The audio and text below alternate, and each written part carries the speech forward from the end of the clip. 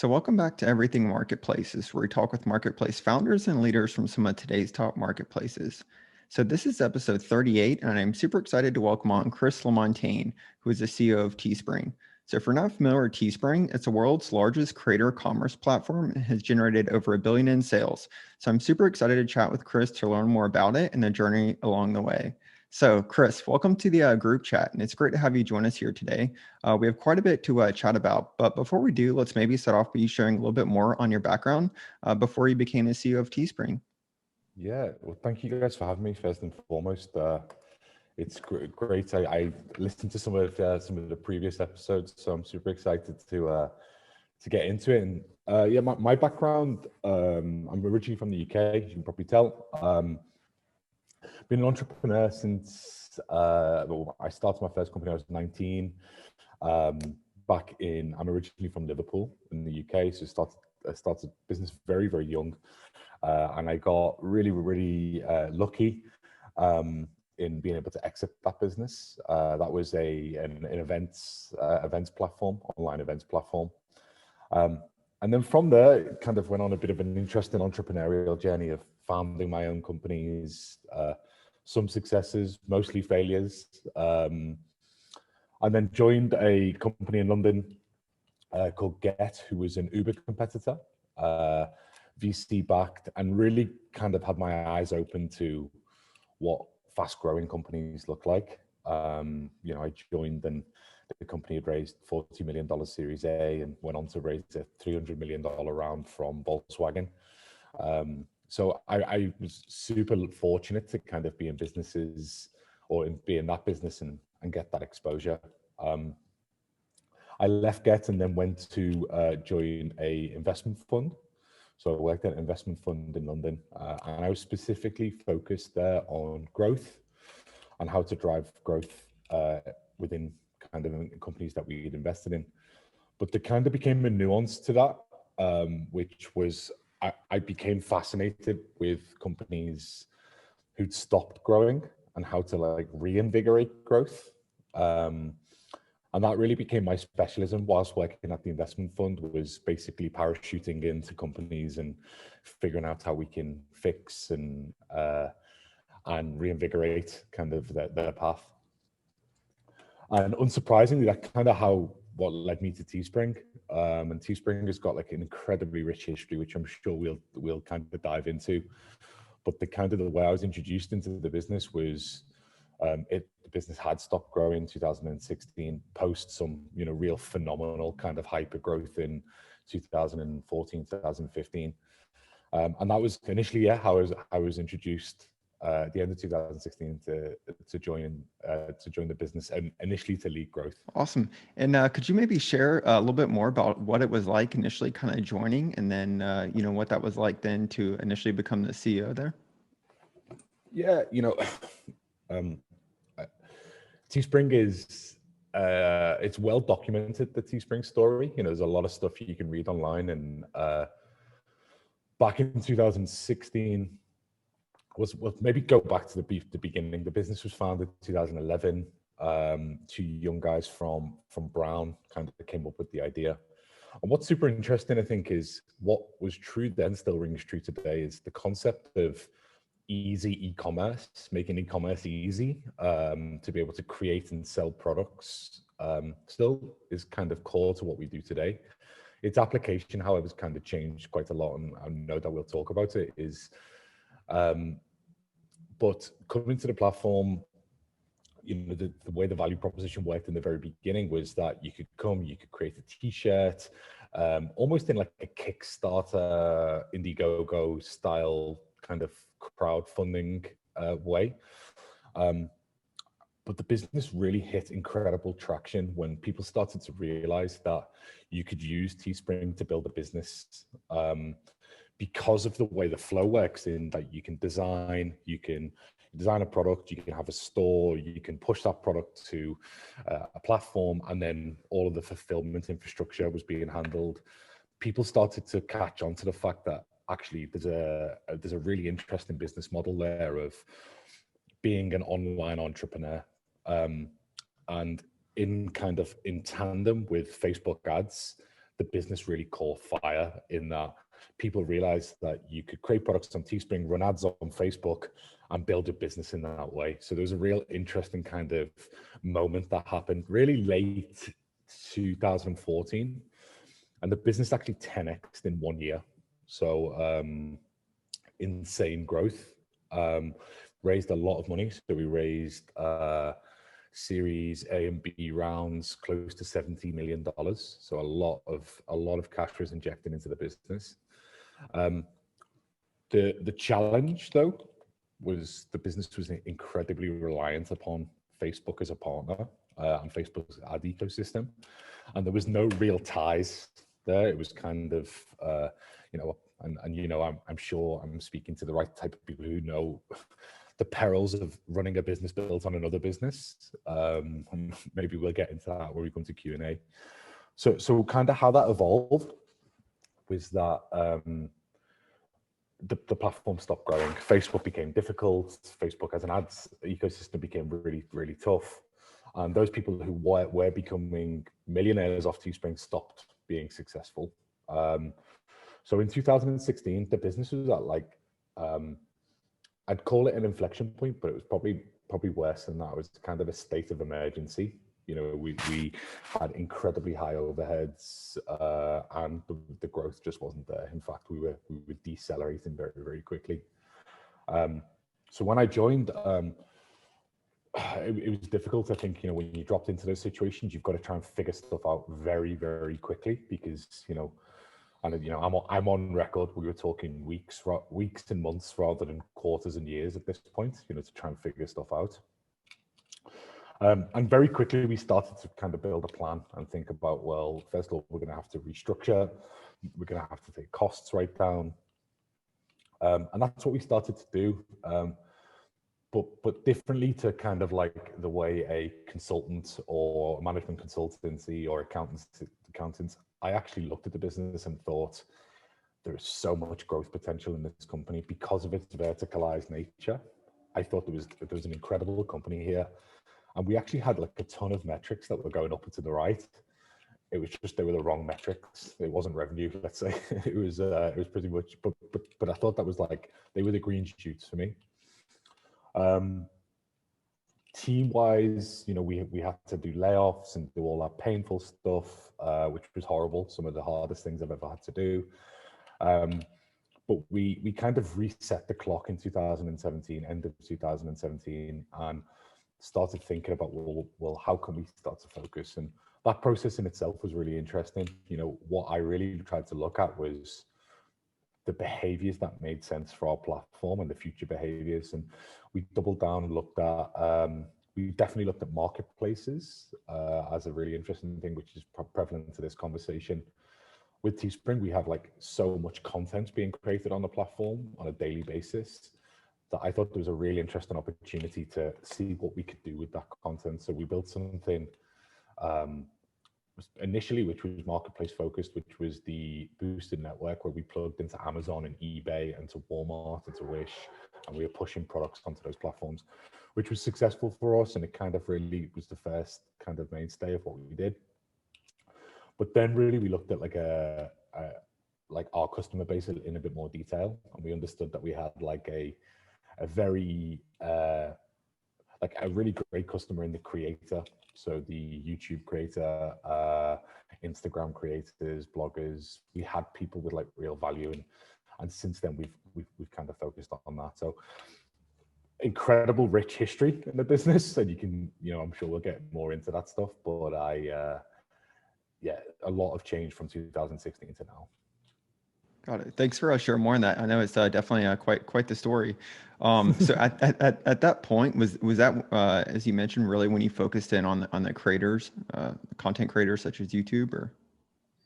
Yeah, we kind of identified them in 2017 as like that's our future customer, but we had a lot of like product and platform changes that we needed to make.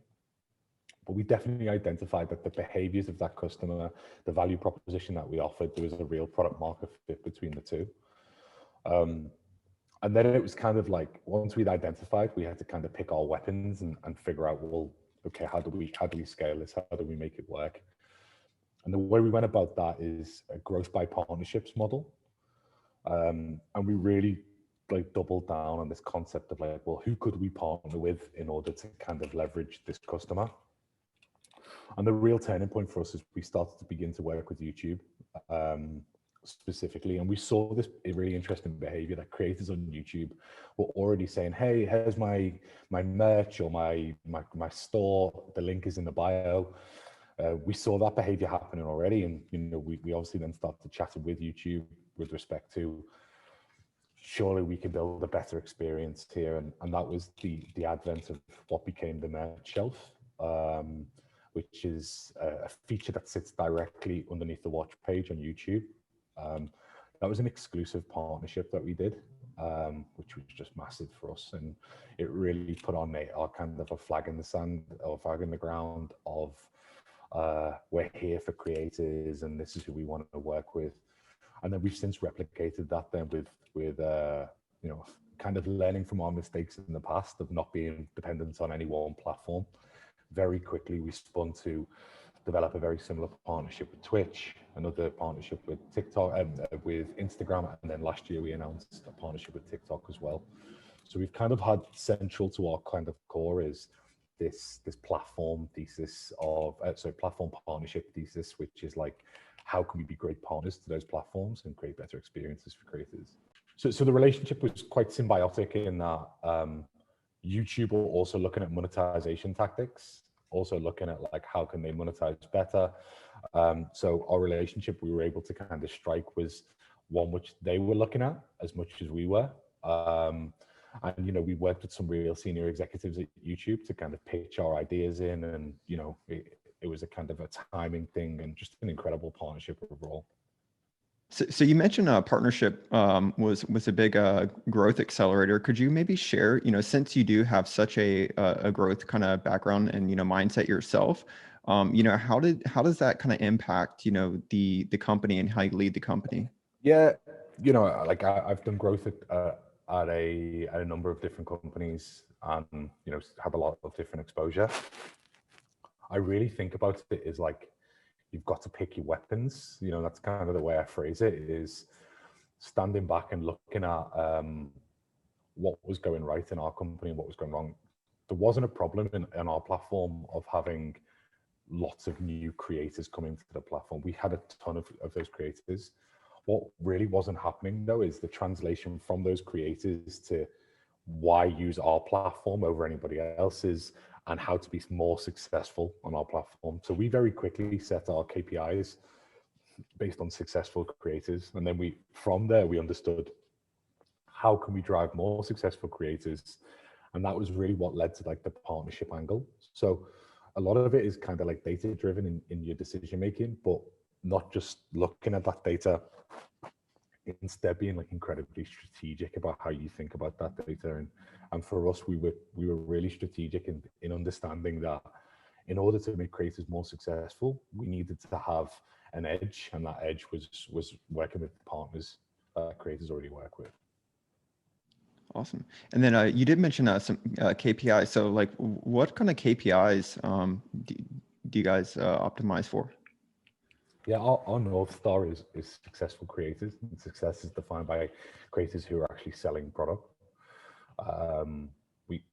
We just think that culminates so much of what we do. So yes, so we, there's obviously lots of sub KPIs, but I think for us, well, for me actually personally, we've really focused in on like trying to, I don't know, actually maybe to give it a better anecdote. When I first joined the business, there was like an analysis paralysis of like, let's analyze every single data point, and we end up making no action whatsoever. Instead, I actually believe in like a real purity of like of a North Star and canceling out some of the noise. It kind of cancels some of the conversation. So once we kind of set or charted the course of successful creators, it gets kind of everyone's nose in line. And that's really been like what our focus has been. It's kind of simplified a lot of those conversations. I remember meetings where there'd be like 12 people in a discussion discussing over like a data point that really didn't matter. And I don't know, it sounds like a strange thing for like a growth person to say, but I think like you've got to ruthlessly cut through that stuff. Because it can, first of all, I think it's like very mentally tiring, like there's almost like a robotic nature to all of those pieces. But then I think, we've just been becoming like a real action orientated company. And I think like simplification of those KPIs has actually been a massive thing for us. Awesome. Yeah, definitely. I wanted to ask because I can personally relate, and a lot of us in the group can relate to that. Yeah, me too. Me too. Yeah. So I did want to ask a little bit more about, just if you could share more about like what sense of scale you're at today, and just for some context, and maybe kind of like, the team makeup and whatnot. Yes, so we're a 400-person company, so a pretty large company.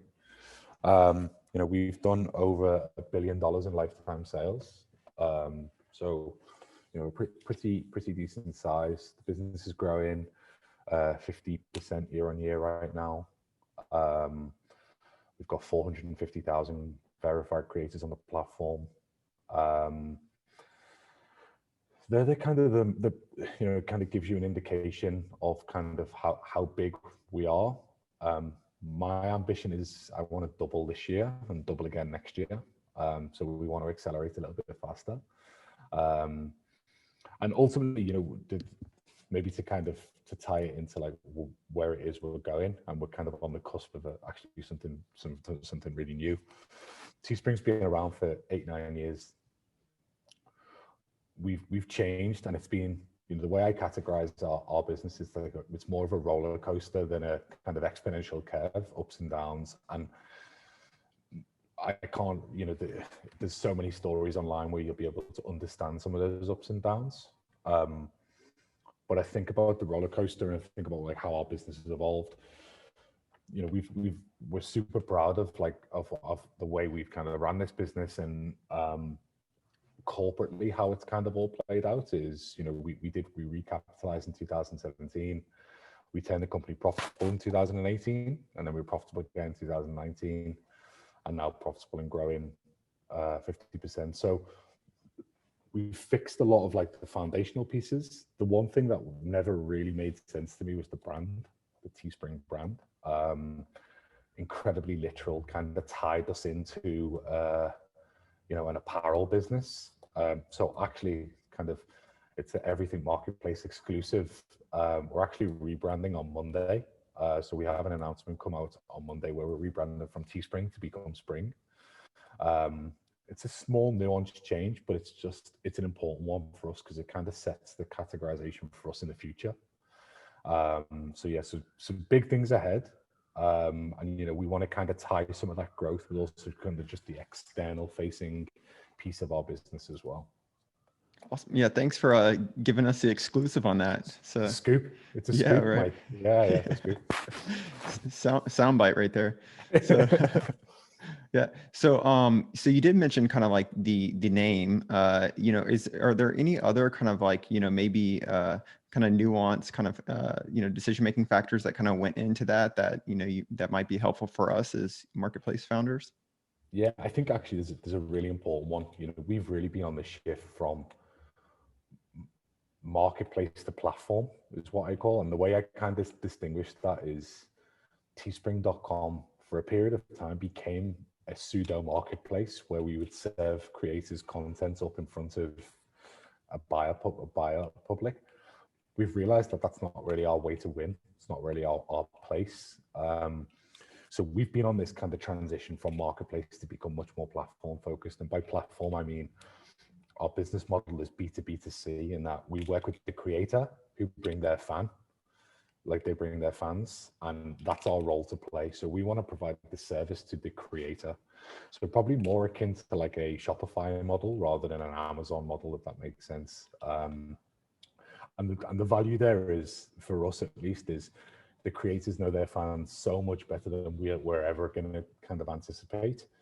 So as part of that, we're kind of switching to every creator has their own custom store, their own custom domain. They'll have their own integrations into their own social channels. So we're really trying to become more of a commerce layer that kind of sits like in partnership with the creator, but still retaining some of the real value that Teespring's always had. So things like the custom fulfillment and the architecture around payment gateways and customer service, and but just kind of almost sitting in the background a little bit more, which I think is just like completely the direction that we see just a ton of value in. Yeah, thanks for sharing more on that, because I was definitely going to bring up the topic of kind of moving from a marketplace to more of a platform. So that's great. So at what point did you maybe decide to make that kind of transition from a marketplace to a platform? And then pretty early on, but I think there's a really interesting piece here is like, it's not something you switch out. You can't just flip the switch overnight. We had a ton of legacy technology, ton of revenue tied up in the marketplace function. So it's took us, I would say, 2 to 3 years to do it properly. It hasn't been just like an overnight switch, and I don't think I would advise that to anybody. That's painful because it's painful when you know what you want to be, but you can't quite be it, and it takes like real patience. Particularly, and I think this is a good topic for us to talk about. Our rebrand was actually planned for 3 weeks ago, and we had a major blow up on the content policy side, which again, super well publicized, people can read about, where someone put something onto the marketplace that breached our acceptable use policies, that got shared on social media. This was all in response to the stuff that happened in the Capitol on the 6th of January. And that's just a really very pragmatic example of what you want to be, but sometimes your business doesn't allow you to kind of shift and change in that way. And we've had to delay our rollout, delay the shift just by that issue in particular. So yeah, you definitely been through quite a bit. So as a CEO, how do you kind of equip yourself to handle that, and some of these kind of issues that arise? Yeah, maybe starting with that one, starting with the capital stuff. First and foremost, like, you're a human first, right? So, you see this stuff happen on your platform, and the first emotion you have is just upset and like disappointment. And clearly then that goes to frustration and goes to like, why has this happened? So it's quite a difficult type of situation to be able to manage, because your emotions are saying one thing and your morals, and and then you need to kind of get it together to go, okay, how do we problem solve, how do we fix this stuff? And that's something that I don't think you ever learn, but you become more and more kind of like attuned to. And I've been doing that for four plus years. I think a real interesting learning curve for me with this particular business, and also just in change transformation style projects or CEO gigs, is I think there's a really interesting formula to think about. And it's something I think about a lot, is there's a connection between energy, ambition, and aggression, those three things in any organization. And I think if you can toggle those three things in a business, like that's the recipe for success and for driving results. But the hard thing about those three things is you can't measure any of them. You don't have any tools to be able to measure any. And it's just something that I mentally audit quite a lot. Like, I've almost got like this sense now, like a feel for those three things in our business. Like, are we being ambitious enough? Are we being aggressive enough in the market? Are we being, are we doing things with energy? It's probably been one of the best like mental tools that I've kind of created in my own mind, which just really helps me steer the company. That's great. Thanks for sharing more on that. So, no problem. Yeah. So we're gonna jump into questions here in a little bit, because I know we have someone that wanted to come on here. Before we do, I did want to ask, is there kind of like, it's always easier to kind of like look back and say, hey, I would have done something kind of different. But are there any kind of big learnings, over the course of the years that, might lead you to do something different that you might want to share with us? I'm not really a regrets type person, but definitely from a learnings perspective, probably something a bit more progressive. One thing I've really found that works well, particularly for earlier stage businesses or businesses that kind of need to reinvigorate, is the concept of launches and making sure that you've got milestones to get stuff out the door. And whether that's at a product level or whether it's at a marketing level or promo level, whatever it is, I really feel like that's important. I think sometimes you can feel like you're just trudging, and it's like you're not making any progress on stuff. I think creating more bite-sized chunks for a project. So as an example, like our TikTok project that we'd worked on, but it really became an incredible generator of energy back into the business, because we were able to say right, this is going to be a sprint, but we know exactly when we're going to go and launch it. We're going to get out into the market. It created a new buzz, and then we're able to to go again. I think trying to make things a little bit more bite-size, and whether it's 2-week sprints, whether it's 2-month sprints, whatever it is, I think having those very well-defined deadlines, but celebrating the fact that you've crossed that milestone, kind of just becomes very cyclic back into the business then. So it's advice. I see a lot of founders or startups that kind of put their heads down for a year and a half and want to be in stealth mode and all those things. Personally, it's just my point of view. I feel like it's a real fast way to run out of kind of momentum. And that's just one of the learnings and one of the findings I think I've seen kind of be used pretty well in our business. That's a great example. So, thanks. No problem. Cool. So we're going to jump into questions here. Hey, Levi, do you want to come on?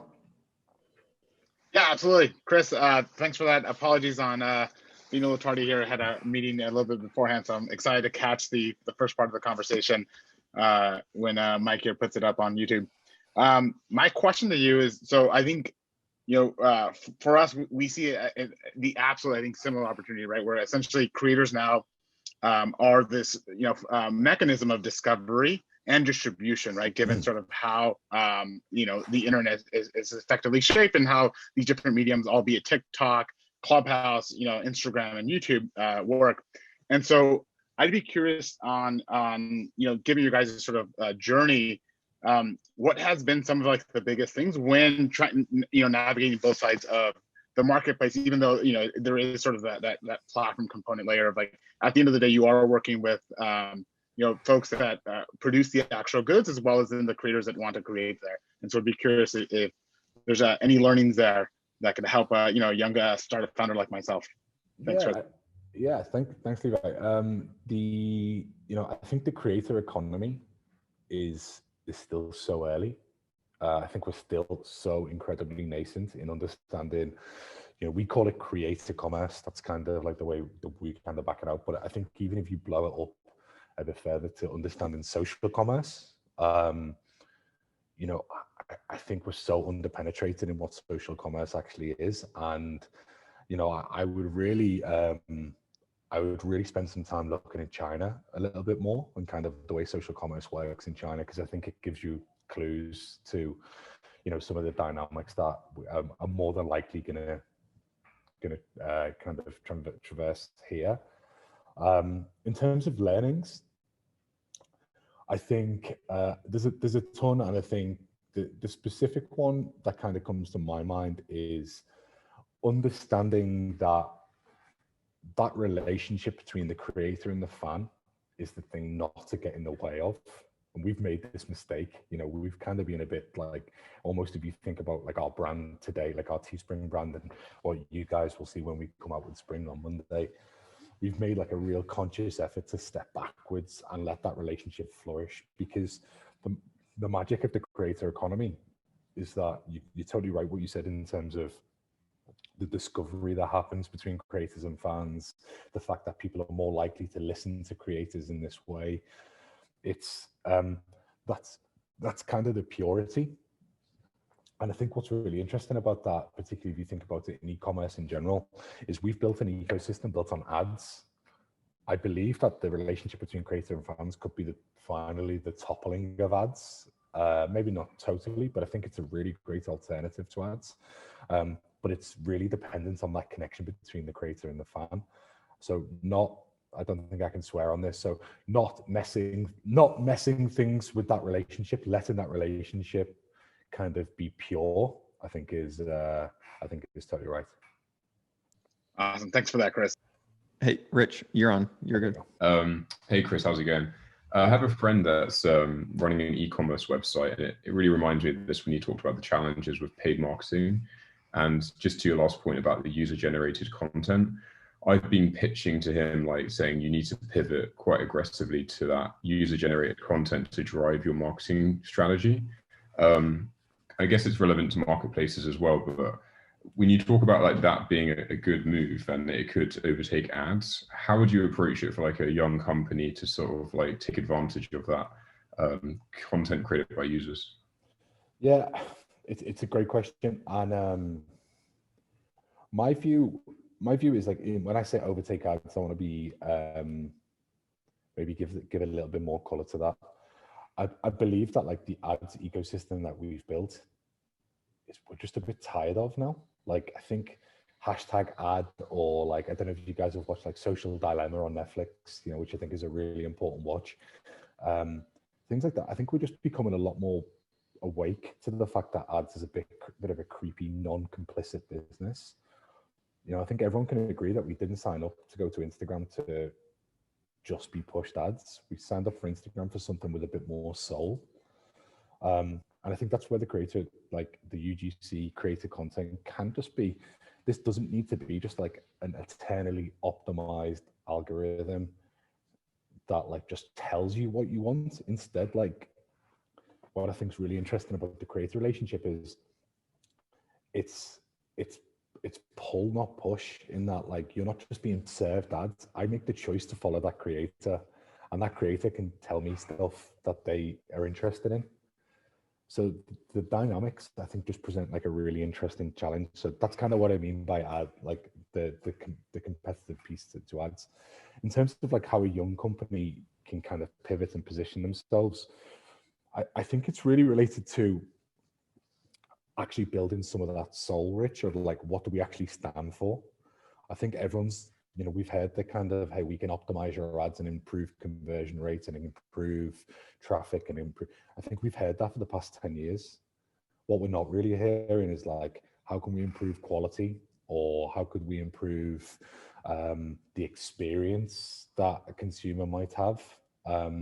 And I think, you know, that's actually what a small company, it's actually more so around the pitch and the positioning rather than just this like eternally optimized product, which I think, like, you know, we've optimized to like the nth degree over the past decade.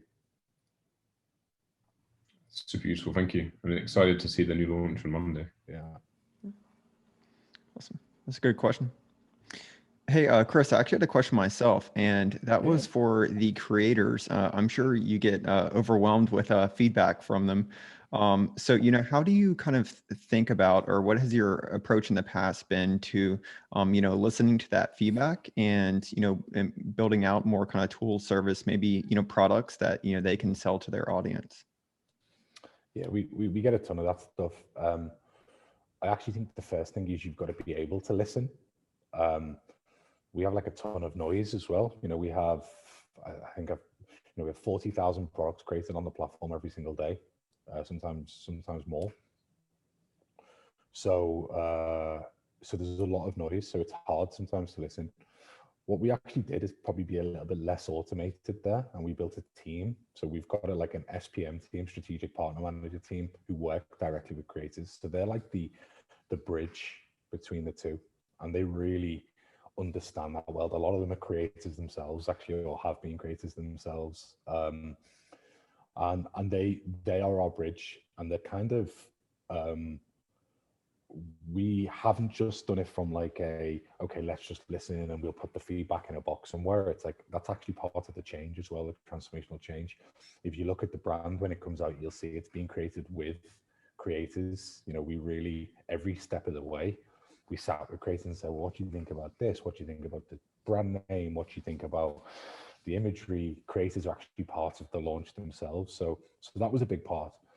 But kind of coming back to like how you can listen to feedback, I'm actually like a real believer in like doing stuff manually and human.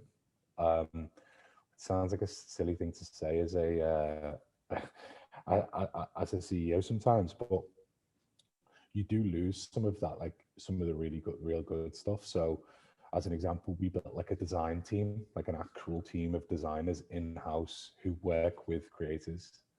So, and the reason being is because like connecting a creator with a designer and bringing their idea to life all of a sudden is like this real like magic moment that the creators can really buy into. And you couldn't deliver that through a product. You couldn't deliver that same experience, you know, of taking that someone's idea and making it a thing. So I think that's kind of my approach. You know, we've done that across other areas of the business, like custom sourcing. You know, we've got people now on the ground in China or in different parts of the world who are helping us source products that creators want to have. You mentioned there, Mike, around like how do you know what products to add to the creation experience? And we were asking ourselves in 2017, we were asking ourselves, well, what, you know, we've nailed t-shirts, what next? But I think we were thinking about that in the complete wrong way. We were trying to launch like a new category, like, you know, we did athleisure. So we did, that was our second category. Instead, the best thing we did there is we just said, well, actually, what if we just let people create anything? And I could see people's like eyes kind of like looking at me like, what is he talking about? But the concept here was the creators know what they want to create. We've just got to give them a platform that they can create it on. So we've really tried to focus in on, well, how can we ingest all those ideas and those initiatives and make it happen seamlessly in the same way that they can come on and create a mug or a poster or whatever it is. And we've worked like super hard on that. One kind of interesting tidbit of information which we rolled out last year was we created a digital product creation experience. So what that is like creators being able to create ebooks or recipe books or photo filters. So basically products that don't have like physical tangible pieces, but like digital. It's growing 140% month on month right now. As a product line for us, but it was just good because I think sometimes you can think about just a bit too linearly in trying to understand, well, what's the next thing, instead of like actually just trying to rethink like the constraints that you actually built. Awesome. Thanks for sharing more on that. So I know as marketplaces, we're typically kind of constraining ourselves to categories, and that's something that we think about is like what's the next category or location to expand into, and how can we kind of automate things. So that's super interesting to hear. So cool. So that is I actually didn't know that you had the ability for to sell digital products. So when did you introduce that? August last year. So we've been working on it for a while. But again, it wasn't like from us, it was from listening to creators. We had a ton of photography creators who were signed. So basically people who are on YouTube who've got these like photography tutorials who were like, hey, I've got this like filter that I've built that I want to sell, or like it's a pack or it's a learning course. So it kind of came very naturally from our community. And then we just saw it's really exploded. We've seen like a lot of fitness creators once, with people working from home now being able to sell meal plans or workout plans. And obviously the function is you still create that listing, you put that listing in front of people, you put it in front of your fans, and that transaction happens. So it really unpicks like the creativity of the internet, which is one of the things we love most. At one point we had our top seller was a guy who's like a DIY creator. And his thing is like building cabins in the woods.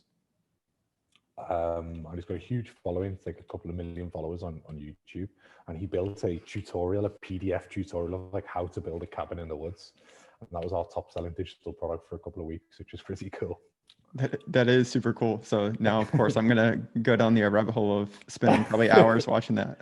It's a real rabbit hole. Yeah, it's a real rabbit hole. Yeah, yeah. So could you maybe share and feel free to say you can't, but what some of the top kind of creators are making on your platform, and just Yeah, specifics around like what they're selling?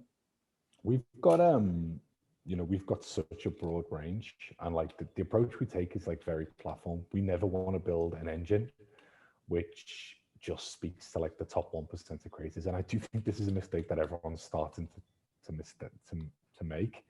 Everyone's hunting for like the top 0.1%. We take a platform approach, and I think it's really important to take a platform approach. So we have people making from tens of millions of dollars right up to $100, and pretty much everything in between. So we kind of celebrate that's the case, and in fact, we again, if we think about the KPI that we put down there, the successful creator metric doesn't speak to revenue by top creator. Successful creators is like the total number of creators who are making sales in that respect, and that's kind of the thing that we're chasing down.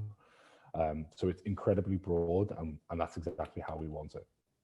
Awesome. Thanks for sharing more on that. So cool. Hey, Manny, did you want to jump on? Yep, absolutely. Thanks for sharing, Chris. I had questions more specifically around. I know you talked about the integrations or partnerships. Like I see the TikTok one, so that one piqued my interest. So are you able to talk a little bit more about that, like in terms of like how does that exactly work? Because it's a different mechanism than a YouTube, for example. Yeah, there's some stuff I can say. There's some stuff I can't, unfortunately, Manny. But I'll give you the gist. The concept there is, TikTok is clearly an incredible engagement platform. I think its creation experience, its ability to kind of create video on, what would have been so complicated in the past, it's so simple. The commerce portion of TikTok is, how do we create an experience where creators are being able to put products in front of their fans in the same way that they can create video, and as part of their videos, separate to their videos. And I think the probably the best way to kind of get a sense of what that's going to be and what it's continuing to be is, TikTok or TikTok's parent company ByteDance owns Douyin in China, or Douyin in China. They already have commerce kind of transacting on their platform there. So there'll definitely be some parallels, but what we're working on is, how do we look at those creators and again, a broad set of creators, how do they put products in front of their fans, and allow their fans to kind of transact and put that through. So that's kind of, we announced that was coming.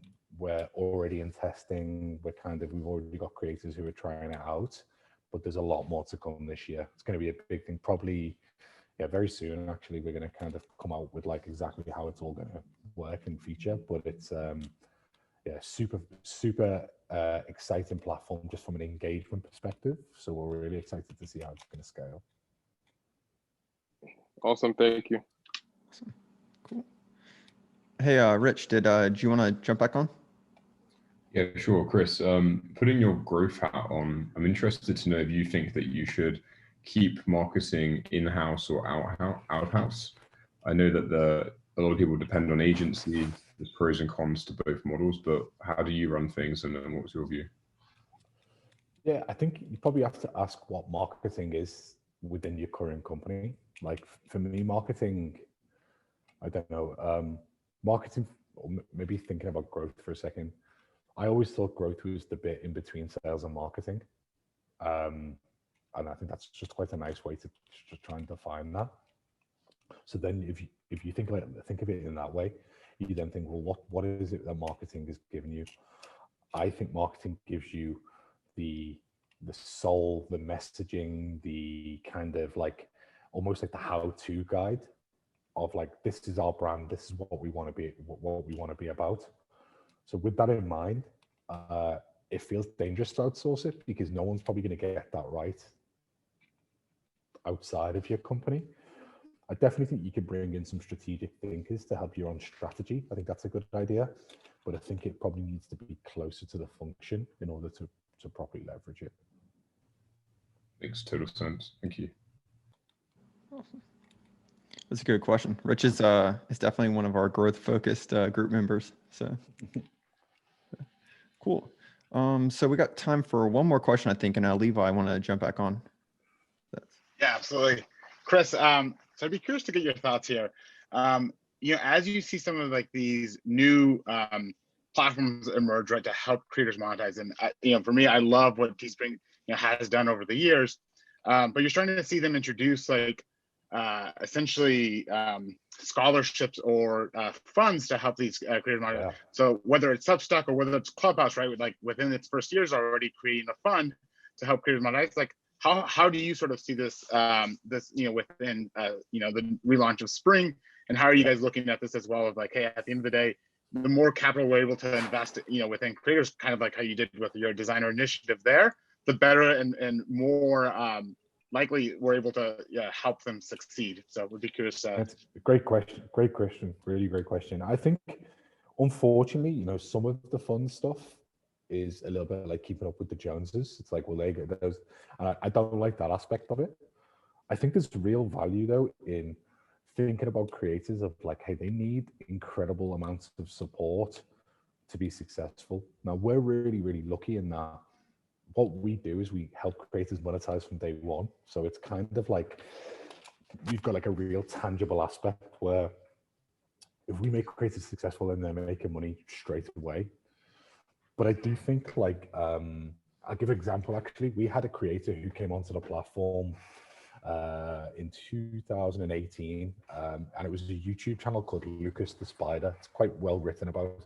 Small creator originally. He created a 30-second video clip with this animated spider. The guy actually was an animator himself, a guy called Joshua Slice, and he had like a ton of really, really creative ideas. He made this video. The video went viral. I think it got something like 29 million views in like a couple of weeks. He came to Teespring. Then he created some product with the animated character on a t-shirt and on our kind of on our like standard product range. Sold some units, did well. But then like we reached out to him and said, hey, this is great. The video's great. It's gone viral. Can we support you? And like, what do you want to do next? And this is where our creative team kind of came into their own. Jared, who's our creative director, said, why don't we turn this into a plushie, like an actual toy? And it kind of started to become a thing. And we were like, this is cool. So we ended up paying for the prototype. We said, look, we'll pay for the prototype. We'll fund that. We'll find the manufacturer for you guys. We knew people who could help out. And we did it. We did it as a pre-sale. He projected that we'd sell 10,000 units, or collectively we projected that we'd sell 10,000 units. We sold 85,000 plushies. That, in my mind, is probably a better way to do support rather than just saying, hey, here's a load of cash.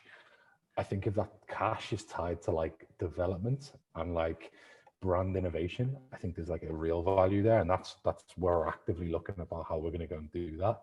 But yeah, that's kind of my point of view, and I think we've just got so many real life examples of that. That's probably one of the more extreme ones, but it's like it just shows that like maybe just like injection of capital isn't the only way to drive real value. I love that. Thanks, Chris. Thanks, Chris. This is a great story. Thanks for sharing more on that. Hey, Chris, so I do have a question to kind of wrap it up, which first off, I don't see how you resist from, buying so many products from some of the creators. Yeah. But, what was maybe like one of the kind of coolest or like a standout product that you've seen listed? Great question. I love all the digital product stuff. Because it just unlocks like incredible creativity. We've got one creator who's like a financial advisor on YouTube, who sells like personal finance plans. Like people can download and put in all their different things. I love all that type of thing, all that type of stuff. We've got some amazing like streetwear creators as well. who are creating like really well designed, like highly curated products. So I love that stuff. I think all the kids plushies and toys is amazing, because it's like, I don't know if you guys have got kids or nephews or nieces who watch YouTube right now, and it's like cartoons aren't a thing anymore. Like TV cartoons aren't a thing anymore, but they exist on YouTube. So I think that's just like a really interesting space around like kids channels and kind of how they create like real value, like but through commerce and not through ads. I think is actually like a nice is a nice piece. Trying to think, there's a couple of others. We did some we actually got a program where we do partnerships with big brands as well, like brand collabs, and we did like collabs with Champion, the brand Champion, where we had creators that did. So there's a creator called Miles Carter who did a really cool drop with Champion. So all of his designs were on Champion products. So it was kind of like Miles Carter X Champion. That's probably my favorite. I actually bought a couple of hoodies and a couple of things there, so I think that would definitely be up there. Awesome. That's really cool. So, well, this is a super insightful chat. So thanks again for taking the time to join us here today. So I know we all appreciate it. So yeah, and also too, thanks for the heads up, on the launch here coming up. So we'll definitely I'll keep an eye out for it and spread the word on that. Time for a quick kind of plug though. Where can we keep up with you? Yeah, so LinkedIn is my best channel. So social, I kind of try to keep it like pretty pointed. So, would love to connect with everybody on LinkedIn. I'm Chris Lamontagne on LinkedIn. You can find me there. That's the best place. I also have a Medium. I do some blog posting as well, but that's all linked through my LinkedIn. I would say, some of the stuff we've talked about today, I've really tried to document, particularly some of the darkest days, when things got really tough, on my Medium channel, on my Medium posts. So there's a couple of blog posts there. The business as well, we're actually really proud that this isn't a straight line story. I don't think we tell these stories enough. Business sometimes feels a bit like, so what happens is you raise a ton of money and it just works. I think there's a real value in telling stories that things got tough, things were dark, things were really, really, it didn't look like we were going to make it through. And these are important stories to tell. So you'll see that in some of in my blog posts specifically. Awesome. Well, I couldn't agree more on that. And yeah, it's definitely, hats off to you and the team.